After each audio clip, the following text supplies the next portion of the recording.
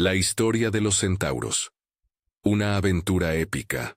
En la cima del Monte Pelón, donde el viento lleva el olor del tomillo y las nubes parecen tocar las puntas de las lanzas, nació una raza que nunca acabaría de pertenecer a nadie.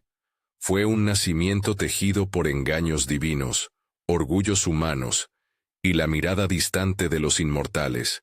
Allí, entre acantilados y bosques que susurraban viejas canciones, se escribió la primera página de una leyenda que hablaría de honor, de monstruos y de maestros. Todo comenzó con una traición que enfureció a los dioses. Ixión, rey de fuego y orgullo, creyó poder desafiar límites que no le eran propios. Sediento de compañía entre los inmortales, lanzó su ambición hacia lo inalcanzable. Zeus, observando desde su cumbre, respondió con astucia, no para humillar por venganza vana, sino para enseñar a los mortales la línea que separa la soberbia del castigo. Moldeó una sombra de Nefele, la nube mujer, y en ese simulacro brotó un engendro que no sería ni hombre ni dios, la primera semilla de la duplicidad. Filira, quien cargó la vergüenza de un misterio que no pidió, huyó al bosque con el pecho lleno de una pena que no tenía nombre. Se dice que fue allí, entre raíces y musgo, donde nació Quirón, no como los demás, sino con manos que conocían la ternura del curar y ojos que buscaban el sentido en el movimiento de las estrellas. Hijo de un engaño y de una madre marcada por la ausencia, Quirón creció con la sabiduría como escudo, y con una soledad que lo hizo mirar más allá del propio instinto. Los primeros centauros eran criaturas de dos naturalezas, el pecho de hombre sobre el cuerpo de caballo, impulsos de bestia anidados en la garganta humana. Vivían en manadas, en tribus forjadas por la destreza del tiro y la rapidez de los cascos. Sus hogueras se alzaban al borde del bosque de Centaurea, y sus cantos eran largos y ásperos, hechos para romper la noche. Eran temidos por los hombres de las llanuras y por los dioses, pues no obedecían leyes enteramente humanas ni enteramente divinas. En su seno nacía la paradoja más difícil: saber qué era el deber cuando el cuerpo pedía otra cosa. El Monte Pelón dominaba el paisaje. Desde sus laderas, la vista se estiraba hasta el mar y más allá, como si la tierra respirara con la cadencia de cada manada. Entre sus peñascos, los ancianos contaban historias junto a fogatas repletas de brasas, mientras los jóvenes probaban sus habilidades en carreras y lances. Los cantos hablaban de honor y de caza. Las jóvenes aprendían reediciones de mitos antiguos. Los líderes eran elegidos por la fuerza del brazo y por la prudencia en la guerra. Era un código rudo, honrado por la necesidad de supervivencia, pero en él también germinaba la posibilidad de otras cosas: ley, aprendizaje, medicina. Quirón personificaba esa posibilidad. No fue fácil para alguien como Quirón encontrar su lugar. Mientras sus hermanos celebraban con embriaguez las conquistas y la pelea, él curaba heridas con ungüentos hechos de resina y flores, enseñaba a leer las señales del viento, y hablaba de justicia con la misma voz con que explicaba las rutas de las estrellas. Su voz, suave pero firme, reunía a los jóvenes en un claro donde les mostraba cómo envolver una herida, sin arrancar la dignidad del herido, cómo sostener la mano de un compañero sin provocar vergüenza. Algunos lo llamaban hereje, otros, Salvador. Entre sus discípulos hubo nombres que después cruzarían la historia: Asclepio, de manos inquietas para la cura; Hércules, con un temperamento que ardía como el brasero; Perseo, cuyos ojos buscaban objetivos más allá de la vista común. A cada uno les ofreció un fragmento distinto. Al sanador le enseñó el arte de la observación, al guerrero, la virtud de frenar el brazo, al joven aventurero, la paciencia de quien espera la señal correcta. Quirón no despreciaba la fuerza. Sabía que la fuerza era necesaria, pero clamaba porque fuera medida por la razón. En las noches, cuando el humo dibujaba visiones en el aire y la luna parecía una moneda vieja sobre la llanura, él recitaba pequeñas lecciones, que el cuerpo debe obedecer sin someter el espíritu, que la sangre exigía reparación, no rencor, que el honor era una cadena que había que forjar con compasión. Los niños se acercaban a él para que les contara de hierbas, y los mayores lo consultaban en secreto, cuando una fiebre se negaba a ceder. Su fama se extendía como una bruma cálida, y muchos comenzaron a creer que, en un mundo de rabia y violencia, la curación era una forma de poder aún más peligrosa. No todos observaron esa semilla de calma con buenos ojos. Entre los centauros había almas que se habían inclinado hacia la oscuridad del deseo, hombres completos en rabia, que encontraban en la embriaguez una manera de confirmar su naturaleza. Uno de ellos, Euti, destacó por su impaciencia y por un resentimiento que le mordía las entrañas. Su mirada, siempre en punta de flecha, se enroscaba en la idea de que la vergüenza de su raza era culpa de otros, y que la humillación exigía venganza. Euti no se contentaba con la caza ni con la brega. Quería fama forjada en sangre, y su lengua era un fuego que buscaba leña nueva.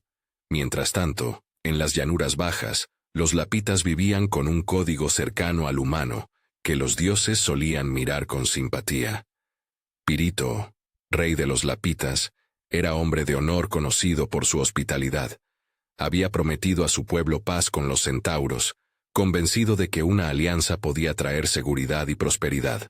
En la boda de su amiga Hipodamia, había visto una oportunidad para sellar esa tregua. En una gran celebración, con vino y música, los dos pueblos se hallarían, compartirían historias y dejarían atrás antiguas afrentas. Era una apuesta de fe en la que muchos creyeron. La mesa se puso larga, las bandas afinaban cuerdas, y las antorchas se alzaron como brazos extendidos al crepúsculo. El banquete fue anunciado con semanas de antelación. Desde las cumbres se enviaron mensajeros, y desde los campamentos de los lapitas partieron caravanas de ovejas y panes, con perfumes de romero y miel. En el día, el aire vibró con expectativas. Los centauros bajaron en grupos solemnes, sus cascos dejando huellas profundas en la tierra húmeda. Venían vestidos para la ocasión, la crin trenzada con cuentas, los cuerpos marcados por símbolos de clan, las lanzas limadas con el brillo del respeto. Pirito, en su trono improvisado, recibió a cada uno con palabras medidas. Hipodamia caminó como quien sostiene una paz frágil entre los pliegues de su vestido. Había risas, sí, y también un esfuerzo por enjugar la ansiedad latente que se pegaba a las costillas. Esa noche, las hogueras se convirtieron en altares, se entonaron himnos que rememoraban a ancestros, se ofrecieron libaciones a los dioses y hubo bailes que abrían y cerraban círculos de la memoria. El vino corría con generosidad y las voces se alzaban en historias compartidas. A simple vista, la reconciliación parecía posible, pero la tregua era tan fina como una cuerda de lira. Bajo la cortesía, cuajaban viejos agravios. Euti llegó con una sonrisa afilada. No había venido para conversar. Su presencia era una sombra que miraba a su alrededor con hambre. Vio la mesa como una arena donde plantar su bandera. En su espíritu bullía la idea de que los centauros merecían respeto, no concesiones. Esa noción, cuando se alimenta con vino y con viejas humillaciones, se convierte en un combustible traicionero. Se acercó a los lapitas con gestos más cercanos al desafío que a la cortesía, y su carcajada, demasiado fuerte, rompía la suave música de fondo. La primera chispa fue mínima, un comentario desabrido, una broma mal encaminada sobre una antigua ofensa. Nadie le dio mayor importancia. La noche tenía el encanto de lo que no espera desastre.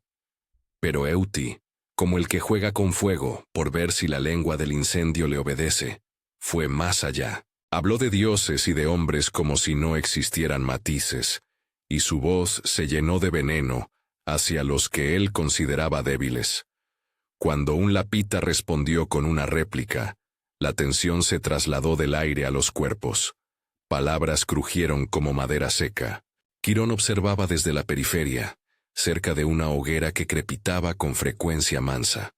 No era su lugar mostrarse en público como líder. Su posición era la del maestro que enseña en privado, el que corrige sin humillar. Sin embargo, aquella noche su presencia enviaba un mensaje. La posibilidad de que la razón pudiera guiar donde el orgullo empujaba a la violencia. Sus ojos buscaban no la disputa, sino el punto donde la palabra podía retornar al cauce del respeto. Vio a Euti, vio la rigidez en su mandíbula, y sintió la previsión de la desgracia. En un roce que a primera vista pareció menor, un centauro derramó vino sobre el borde de la mesa. Una copa cayó, y su contenido salpicó la túnica de un joven lapita. La risa nerviosa de Euti siguió, como mano que empuja al derrumbe. Palabras se tensaron. Un anciano lapita con la voz cargada de autoridad reclamó respeto. Una mujer centaura habló de la buena fe. Un muchacho lapita imitó la postura de héroes y apretó el puño. La calma, que hasta entonces se sostenía como un cordel, se aflojó. Pirito intentó restaurar la armonía con un gesto, con una broma destinada a bajar la temperatura. Su diplomacia era sincera, pero no siempre cerca de la afilada naturaleza de quienes le rodeaban. Hipodamia, con la mirada casi siempre puesta en la mesa como puente entre dos mundos, palideció al ver la semilla de la discordia germinar. Quirón se acercó entonces, con pasos que no buscaban imponerse sino recordar. Habló de las estrellas y de la fugacidad del enojo, de cómo la sangre que manaba de una pelea tardaba generaciones en secarse. Su voz, cálida y mesurada, caló por un instante. Euti, sin embargo, no quería palabras. Quería testigos. Cuando Quirón habló, el centauro lo escuchó con una sonrisa que no alisó su intención. Porque la diferencia no se cura con discursos, se cruza con actos. Euti alzó su copa en un brindis que olía a desafío, y pronunció un brindis que nadie había pedido. Celebró la fuerza de su raza, al tiempo que insinuaba la flaqueza del otro. La sala, que se había mantenido en un delicado equilibrio, sintió la inclinación hacia el abismo. Hubo una pausa larga, como si la noche misma contuviera la respiración. Los músicos detuvieron sus manos sobre las cuerdas. Una parva de chispas ascendió y se pegó a la oscuridad. En ese instante, un viejo lapita se levantó y, con la calma que da la costumbre de gobernar, dijo una frase que pretendía cerrar heridas, una apelación al honor y a la memoria compartida. Fue una frase que pedía tregua, que reconocía los agravios y buscaba un modo de labrar respeto mutuo. Euti la escuchó con desprecio. De pronto se inclinó sobre la mesa y empujó con fuerza un plato hacia el centro, como queriendo partir la reunión en dos mitades. El gesto fue deliberado, carente de repentina furia. Fue la decisión de quien planta una losa sobre un puente. Un joven lapita lo vio como afrenta. Se levantó para devolver la provocación con una réplica que encendió la garganta de sus compañeros. Otros se pusieron de pie. Unos pocos intentaron sujetar el lazo que se tensaba, pero la fuerza del impulso había sido lanzada ya. Quirón dio un paso adelante, extendiendo las manos, no para tomar la lanza, sino para mostrar que existían otras manos además de las que empuñaban armas. Su intención era abrir espacio a la palabra, a la moderación. Pero Euti, con los ojos enrojecidos por algo que se parecía más a hambre que a ira, buscó el choque. Sus palabras esta vez fueron un cuchillo. Nombró humillaciones guardadas. Recordó antiguas afrentas con una precisión que no conocía piedad. La respuesta del primer lapita fue un empuje. Del segundo, una botella golpeada contra la madera. Del tercero, un grito que barrió la cortesía como viento de tormenta. El tiempo, que hasta entonces había sido un susurro, se volvió tambor. Las mesas crujieron. Se derramaron sombras. Algunos centauros, instintivos a la pelea, tomaron las lanzas. Otros contuvieron la respiración, como quienes esperan la señal de un rito que ya no tiene retorno. Pirito, que veía cómo su intento de unión se quebraba, alzó la voz con fuerza de rey, pero su autoridad se encontró con el ruido de una multitud que empezaba a caminar hacia el borde del precipicio. En ese momento, En el hueco entre el alboroto y la tragedia, Quirón se interpuso. Sus manos, marcadas por saberes de curación, brillaron a la luz del fuego como promesas en el aire. No buscó someter, buscó sostener. Miró a Euti a los ojos y habló con la gravedad de quien ofrece la última posibilidad antes del abismo. No con la sangre, dijo, y su frase tenía la cadencia de un augurio. Que la casa que hoy nos acoge no sea tumba de hermanos. Y hubo en esa voz un llamamiento a la razón que no exigía victoria, solo supervivencia. Euti sonrió, pero su sonrisa era como una puerta que se cierra, una señal de que el destino ya estaba trazado. Fue entonces cuando, desde la oscuridad junto a los árboles, alguien lanzó una piedra.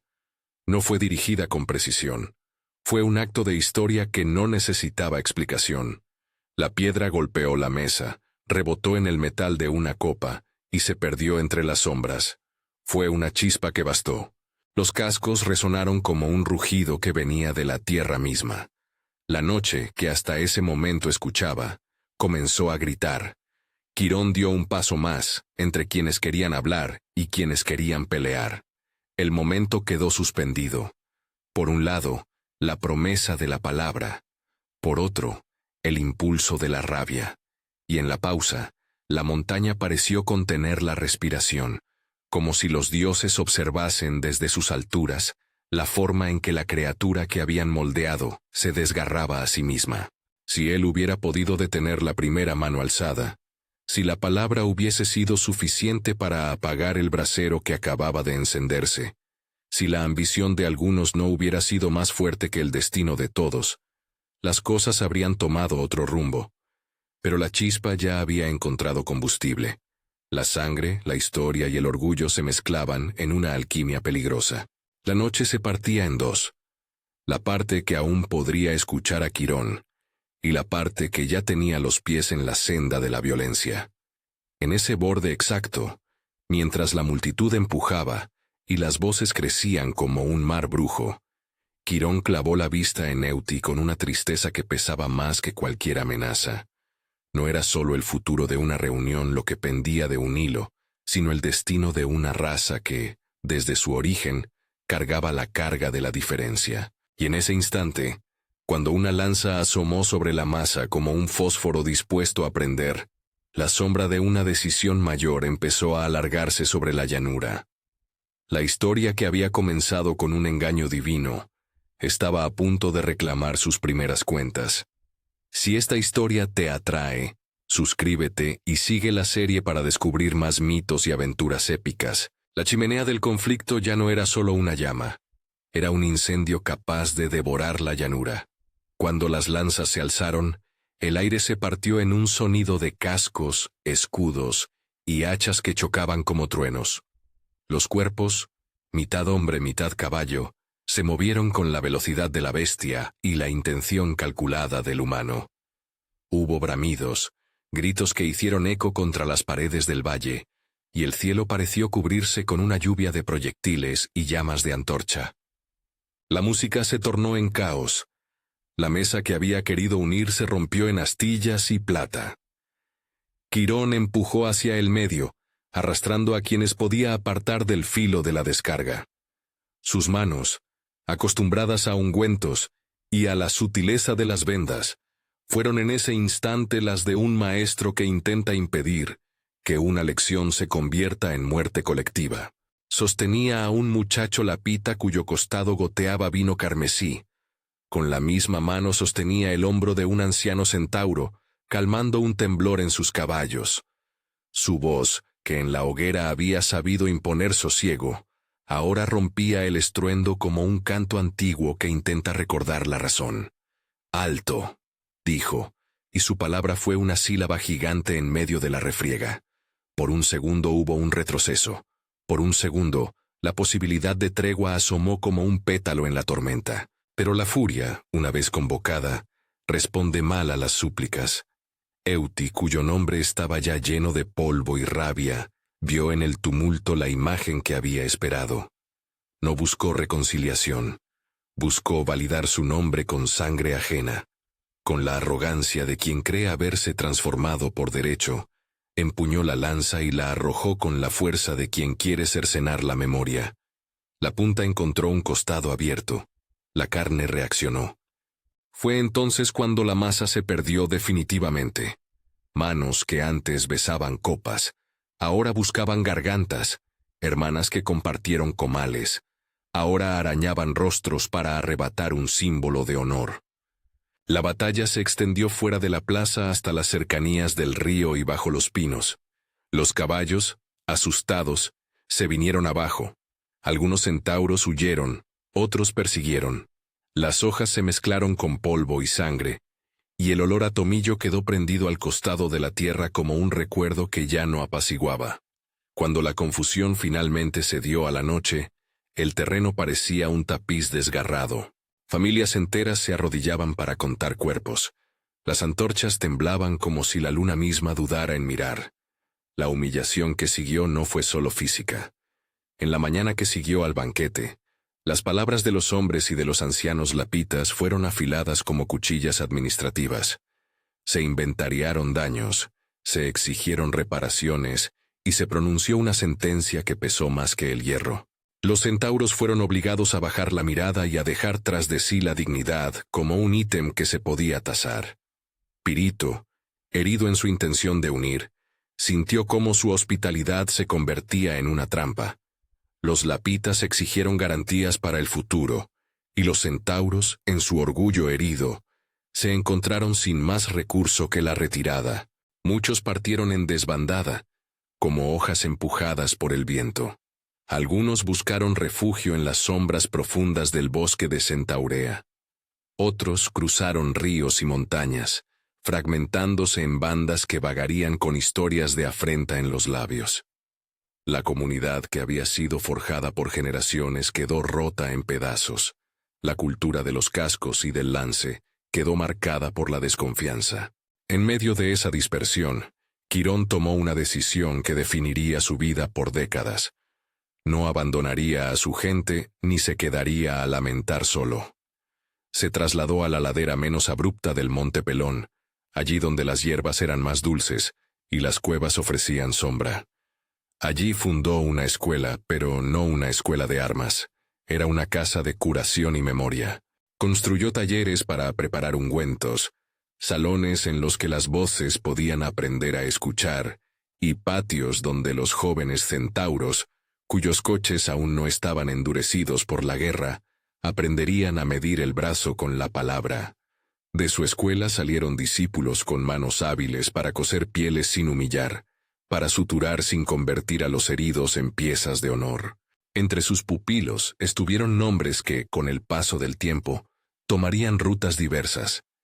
Asclepio llegó con manos temblorosas y un hambre de conocimiento que lo llevó más tarde a descubrir plantas que bañan la fiebre con calma. Hércules, aún joven, aprendió a detener la fuerza que carcome y a entender que la valentía no siempre grita. Perseo escuchó sobre la prudencia de quien mira primero y ataca después. Otros vinieron de orillas lejanas, atraídos por la fama de aquel centauro que hablaba de curar sin humillar. Las lecciones de Quirón se mezclaban con relatos de la antigua Filira, de la traición que la había marcado, y con la idea de que la naturaleza doble que les habitaba podía ser una escuela de equilibrio, no una condena al desastre. Mientras Quirón enseñaba, Euti no desapareció en el olvido. La humillación había encendido en él una sed que ninguna copa calmaba. Alejado de la luz de los clanes que aún intentaban recomponer sus lazos, Euti se internó en territorios donde los vivos hablaban bajo la lengua de la noche y las sombras se espesaban. Buscó compañía en lobos de manada y en hombres que venían a la frontera para vender secretos que olían a sangre. Su corazón, ya corroído por el odio, se volvió capaz de pactos oscuros. Evitaremos describir en detalle la súplica que lo llevó hacia el reino que no mira la vida. Pero baste decir que en las fronteras del mundo conocido se abrieron grietas por las que corrientes antiguas caminaron, y Euti, con la boca seca de rencor, se ofreció para beber de ellas. No fue Hades en persona quien le ató la mano, sino la promesa de poder cuando la noche cae. Se cuenta que los ritos que aprendió fueron fríos, palabras que no curan sino que envenenan, fórmulas que llaman a muertos sin nombre para que asistan con sus memorias rotas. Euti no renunció a su humanidad por completo. La guardó como una armadura para despistar, pero dentro de ella creció algo que parecía una sombra de la muerte. Su semblante se volvió más estrecho, sus ojos más hondos, y sobre su cuerpo aparecieron marcas como si el frío de la caverna hubiera escrito en su piel. Su rabia se transformó en disciplina de violencia, no la exuberancia salvaje de antes, sino una precisión oscura guiada por el propósito de subyugar al que le hubiera humillado. No todos los centauros le siguieron. Algunos, después de la masacre, deseaban olvidar y rehacer su vida en plantas y ruedos. Otros, con orgullo aún calentado, respondieron a la llamada de Euti, aceptando métodos que el Monte Pelón rechazaba. Estas bandas se movieron por las rutas como sombras. Robos, saqueos y venganzas se volvieron su pan. Con cada afrenta cometida, el nombre de Euti crecía y se volvió mito de temor en las aldeas que bordeaban el bosque de Centaurea. Los años pasaron como estaciones encadenadas. Quirón, en la cumbre de su trabajo, fue forjando una red que no era solo de curación, sino de sentido. Enseñó a evitar la humillación en el cuidado, a no mirar a los vencidos con placer. Sus discípulos se esparcieron como semillas en territorios distintos. Asclepio se vio llevar por la curiosidad y la compasión hacia poblaciones humanas.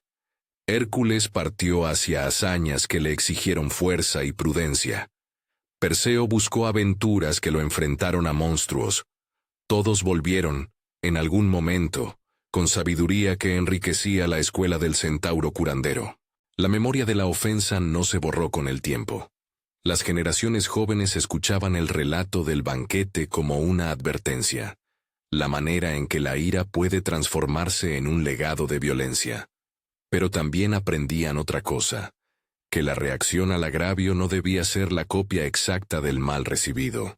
Por eso, cuando otro rumor corrió como pólvora por la región, la noticia de que Euti había reunido a su gente para marchar sobre las llanuras en una ola de saqueos, muchos centauros miraron a Quirón esperando una defensa. Y fue entonces cuando, viejo ya y con palabras que se volvieron mapa para otros, decidió que no bastaba esconderse en la montaña. La idea de regresar a la llanura no fue recibida con unanimidad. Algunos deseaban venganza y querían que las lanzas se alzasen con fuerza y cólera. Otros preferían que la curación se extendiera, que la memoria de la ofensa se sellara con escuelas, no con cadáveres. Quirón, fiel a su principio, habló en la plaza de su escuela con una voz que era a la vez firme y compasiva. Las heridas que sanamos no se cierran con una nueva herida, dijo. Si volvemos, lo haremos para mostrar que hay una forma distinta de ser centauro. No porque neguemos lo que somos, sino porque elegimos el deber sobre el instinto. Sus palabras prendieron en algunos, y los que le siguieron eran centauros tanto como sanadores, guerreros que habían aprendido a no ser solo furia. El regreso fue preparado con cuidado. No iba a ser una marcha de conquista. Era un regreso con estandartes de reedificación, con carros que llevaban medicinas y con manos dispuestas a curar a cualquiera que lo necesitara, incluso entre los lapitas que pudieron herirlos. Quirón, al frente, buscaba reconciliación, un pacto nuevo que borrara la humillación y dejara una base de respeto. En su mirada había la esperanza de una generación que podría aprender a convivir. Pero no todos los caminos conducen a la paz. Euti, al tanto de la reunión, lo interpretó como una afrenta mayor. La temía como una maniobra de debilidad para ser aprovechada. Sus aliados, curtidos por la oscuridad, temían que la aceptación de la mano de Quirón fuera una manera de eludir la responsabilidad por antiguas heridas. Decidieron, entonces, confrontar al retorno con la violencia que conocían, no por necesidad estratégica, sino por el hambre de confirmar su nombre con derramamiento. El choque ocurrió al borde de la clara donde las antiguas ofrendas habían sido hechas. Al principio hubo palabras, luego amenazas, Finalmente, lanzas. Quirón, una vez más en el centro, intentó mediar. Sus discípulos formaron un círculo protector, no con intención de atacar, sino de evitar daños. «Hermanos», dijo, «si hoy nos dividimos, mañana no quedará país que sostenga a nadie». Sus palabras, sin embargo, fueron recibidas por el viento que traía la respuesta de Euti. Una carcajada, fría, como si el mundo pudiera ser medido en huesos. En ese momento decisivo, surgió el acto que marcaría la leyenda.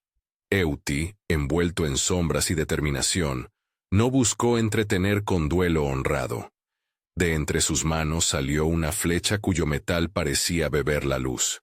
Se dice que la punta fue templada en ritos a los que se negará detalle, y que el veneno que la ungió era de una naturaleza que la ciencia del Monte Pelón no conocía. Una hiel que quemaba algo más que la carne, que carcomía la esperanza de cura. La flecha voló con la precisión de la venganza.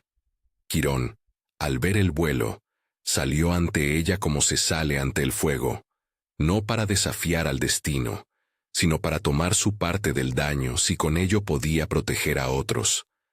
La flecha lo alcanzó en el costado, donde los latidos de la vida se escuchaban como campanas. El dolor fue un caballo que lo tiró al suelo. La sangre, con su color antiguo, manó y se mezcló con la tierra. Los rostros de quienes le rodeaban se llenaron de horror. Los discípulos corrieron, intentando arrancar la flecha, intentar limpiar la herida, recitar cantos de curación que habían aprendido en la montaña.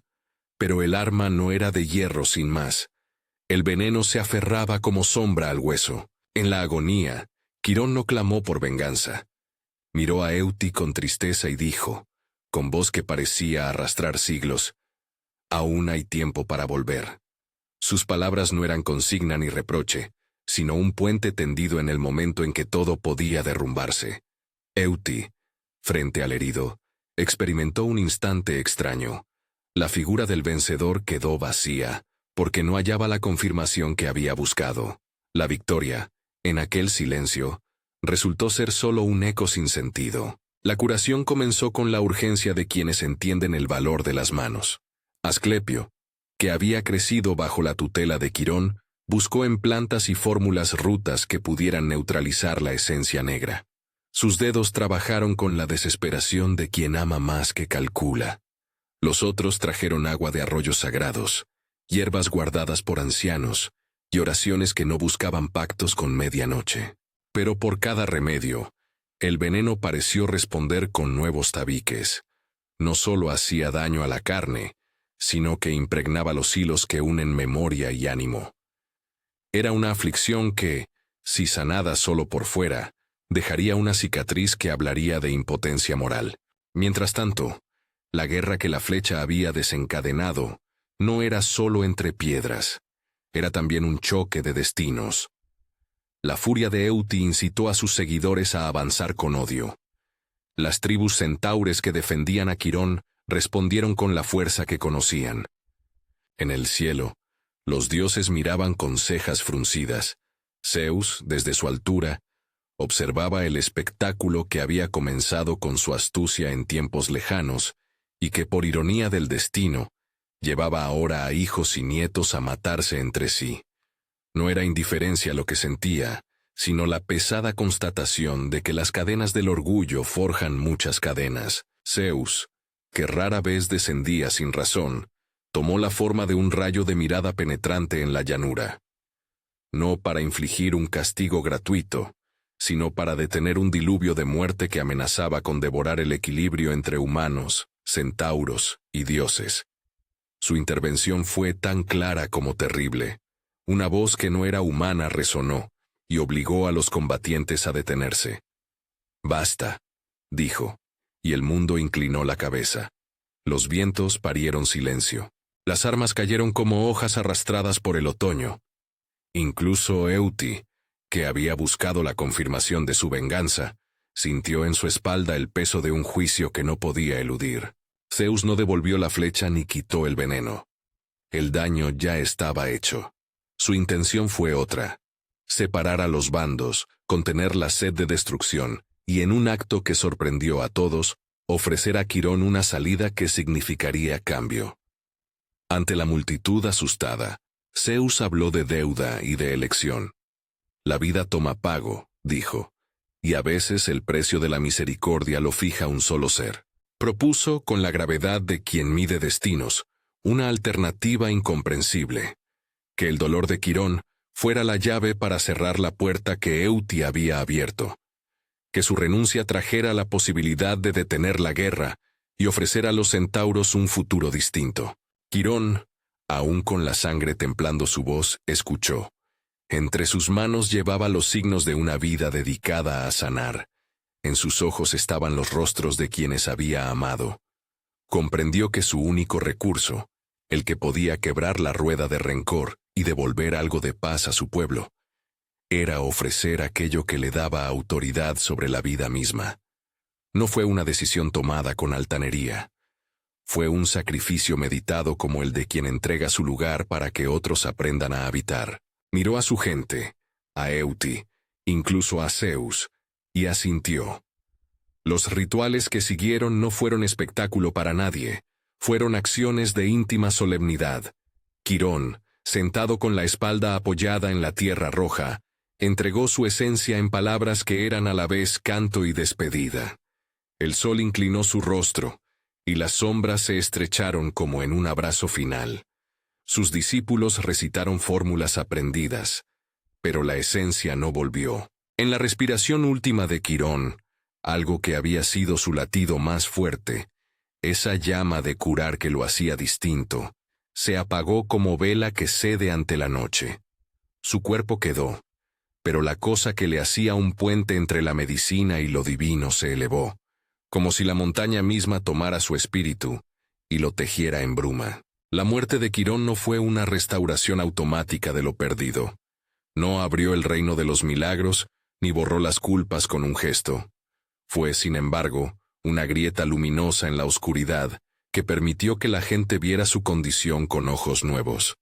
Euti, al ver caer al que había considerado débil, no gritó victoria. Su pecho se llenó de un dolor que no sabía nombrar. La flecha que había lanzado quedó en su mano como una cosa absurda.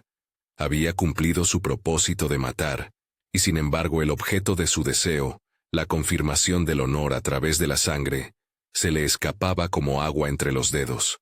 Frente a Quirón tendido, la ira se quebró y la vergüenza se derramó. No fue consuelo, sino el inicio de una relación con la vergüenza que a menudo descubre arrepentimiento. Las palabras de Zeus propiciaron un cese de hostilidades, al menos formal. Los lapitas y las otras tribus se retiraron con pena y con rabia, pero sin el impulso de aniquilar. La llanura quedó cargada de silencio, un silencio que no se contentaba con ser vacío. Era la paciencia de la tierra que guarda memoria. Los cuerpos fueron enterrados, las manos fueron lavadas con agua tibia y hojas de laurel, y los ancianos contaron los nombres de los caídos hasta que la noche los arrulló con su propio tono triste. Euti no huyó inmediatamente. Se acercó a Quirón, ya sin la furia, y sostuvo su mano ensangrentada. Sus dedos temblaron. No hubo discurso de héroe ni disculpa grandilocuente. Hubo un sollozo crudo, una entrega de la máscara con la que había protegido su falaz orgullo. Fue entonces cuando algunos de los centauros que habían seguido a Quirón se acercaron para sujetarlo. No lo recibieron con festines, sino con la tensión de quien observa el nacimiento de una posible redención. Euti, por primera vez, se encontró desnudo ante la verdad de su acción. Los años que siguieron se tejieron como un tapiz complejo. La muerte de Quirón abrió un proceso lento de cambio entre los centauros. No se trató de una conversión súbita, sino de un trabajo paciente. Escuelas como la suya comenzaron a multiplicarse entre los valles y las laderas. Los discípulos de Quirón llevaron sus enseñanzas a lugares donde la sangre había sido moneda corriente, y no pretenderán que cada herida fuera curada de inmediato. Muchas aldeas tardaron generaciones en confiar. Algunos linajes enteros siguieron abrigando rencor, y hubo quien retomó armas en memoria de agravios nuevos o viejos. pero también nacieron comunidades que se dedicaron a la sanación, a la enseñanza y a la custodia del saber que una vez Quirón encarnó. Asclepio, formado por manos que habían aprendido a ver sin juzgar, se convirtió en símbolo de la nueva senda, no en un sanador que prometía imposibles, sino en alguien que trabajaba con paciencia y método, creando remedios que alivianaban la fiebre y acompañaban el duelo. Hércules y Perseo, que habían bebido de las enseñanzas del maestro, volvieron de sus pruebas con una idea, que la fuerza podría ser usada para proteger y no para humillar. Muchos lapitas también participaron en estas redes de curación, aprendiendo a tocar heridas sin convertirlas en trofeo. Euti, por su parte, emprendió un camino doloroso. La vergüenza que lo habitaba le susurró la necesidad de expiar. No hubo un acto mágico de purificación. Hubo trabajos y penitencias, gestos pequeños que no borraban el pasado pero lo confrontaban. Pilas de leña que encendió para no quemar el mundo. Noches de vigilia donde aprendió a escuchar a los que sufrió y a los que perdió. Hay relatos que señalan que buscó al Hades no para negociar más poder, sino para suplicar, no con orgullo, sino con humildad desgarrada. Hades, en las antiguas historias, escucha y pesa, pero no absuelve sin ver el cambio de corazón. Euti no recuperó su antigua reputación ni fue celebrado. Su redención fue un caminar entre piedras, donde cada paso significaba pagar un poco de la deuda. El legado de Quirón encontró su expresión más poderosa en la transformación social. Los centauros dejaron de ser apenas guerreros de saqueo para convertirse en custodios de saberes. Sus escuelas enseñaban no solo a suturar y a preparar ungüentos, sino a escuchar, a contar historias que no celebraban la violencia, sino que la explicaban para que no se repitiera. Las jóvenes aprendieron labores que antes eran reservadas. Los ancianos trasladaron costumbres y cantos para mostrar que la memoria también puede ser medicina. Algunos centauros se convirtieron en maestros de ciudades humanas, y con el tiempo, las fronteras entre ellos y los humanos se hicieron más complejas. No por mezcla completa, sino por una red compartida de deberes y responsabilidades. La muerte de Quirón no borró las preguntas ni las heridas. Dejó, eso sí, una promesa que muchos quisieron hacer realidad. En noches frías, los padres centauros contaban a sus hijos la historia del maestro que prefirió dar la vida a sostener la guerra. En las plazas humanas, se relataba la figura del curandero que había enseñado que la fuerza sin medida mutila el alma. Estas historias no buscaban idolatrar, sino recordar que la cultura puede pivotar cuando alguien decide costear con su propia vida la posibilidad de un mundo mejor. Con el paso de los años, la memoria de Quirón se convirtió en algo visible en el cielo. Los ancianos, que siempre miraron las estrellas como mapas de destino, comenzaron a señalar una figura que recordaba al centauro maestro alzada en la bóveda celeste. Otros la nombraron con distintos matices. Unos veían la parte humana con lanza baja, otros con una vara de curar. En la llanura, se plantaron jardines en su nombre, jardines donde las hierbas crecían y las manos iban a aprender cómo colocar una gasa sin humillar, cómo contar una historia sin enaltecer la violencia. No era culto de poder, era memoria transmitida para que el acto de Quirón no se consumiera en la nostalgia, sino que abriera caminos prácticos para la convivencia. Euti vivió mucho tiempo después, pero su diálogo con la vergüenza marcó a su linaje. No se le olvidó la visión de Quirón tendido en la llanura. Aquella imagen, que al principio fue éxito, se transformó en lección.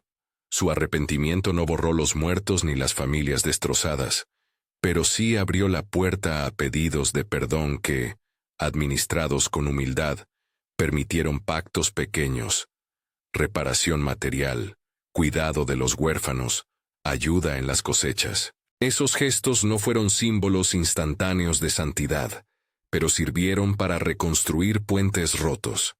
Con el tiempo, la cultura centáurica adquirió una doble corona, la de la destreza y la del saber.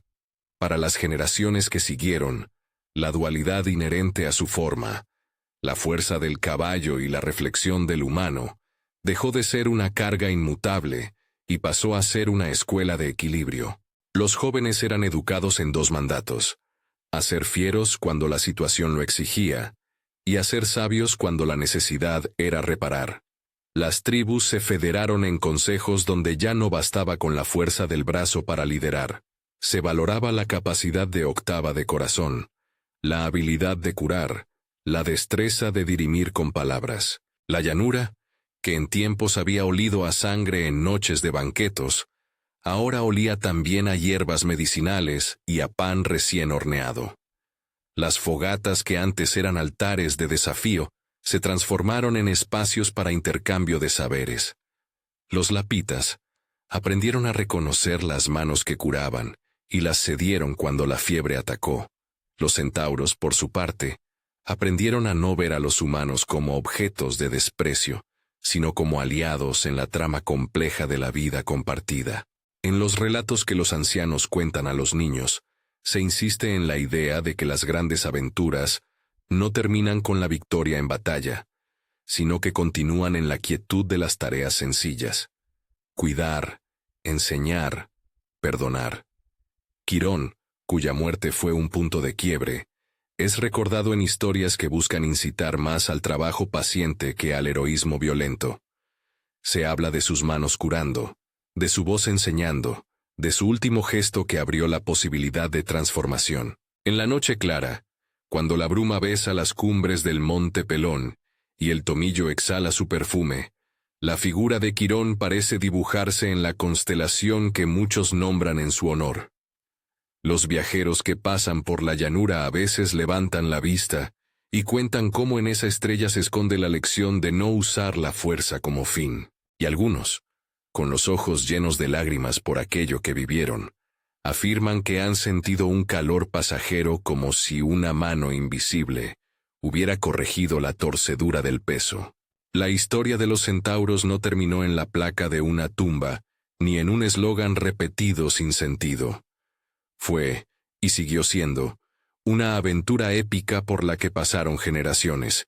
En ella hubo traición, ignominia, guerra, y también enseñanza, expiación y transformación. Quirón, nacido de un engaño y marcado por una madre que supo huir, encontró en su vida la manera de volver la dualidad de su pueblo en una lección para la humanidad. Que la naturaleza puede ser salvaje, sí, pero también educable. Que la fuerza y la sabiduría pueden caminar juntas si alguien está dispuesto a costear el precio de la elección. Cuando el viento de la tarde atraviesa los riscos y lleva de nuevo el perfume del tomillo, las nuevas hornadas de centauros y humanos se reúnen en los claros. Allí se entretejen canciones que recuerdan tanto la furia como la cura. Los jóvenes aprenden a manejar la lanza y a vendar sin humillar. Las mujeres enseñan a los varones a escuchar. Los viejos recitan los nombres de aquellos que cayeron para que no se repitan los gestos que causaron la catástrofe. La aventura épica que comenzó con una traición divina tomó, con la muerte de un maestro, la forma de una epopeya que se escribe día a día en el trabajo cotidiano. Si esta historia te conmovió, comparte y explora la playlist para descubrir más relatos que desbordan la historia y la leyenda. Cuéntanos en los comentarios qué personaje te conmovió más. ¿Fue Quirón con su entrega, Euti con su caída y arrepentimiento, o la llanura que aprendió a sanar? Cada voz ayuda a mantener vivas estas historias, para que sigan enseñando a quienes aún deben decidir entre la fuerza y la razón.